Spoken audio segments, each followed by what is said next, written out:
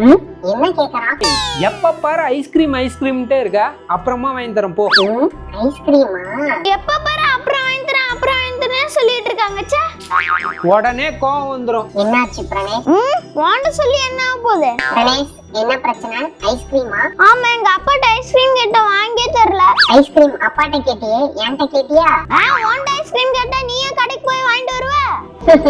இப்ப பாரு. ஐஸ்கிரீம் என்ன பாக்குற? எடுத்துக்கோ. எப்படி ஐஸ்கிரீம் வர வச்ச? அதெல்லாம் அப்படிதான்.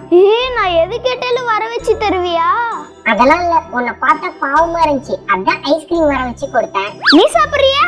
இவன் வேற கோச்சிட்டான். டேய் பிரணேஷ், ஐயோ, அப்பா வேற வராரு, கையில வேற ஐஸ்கிரீம் இருக்கு. அச்சோ. டேய் பிரணேஷ்.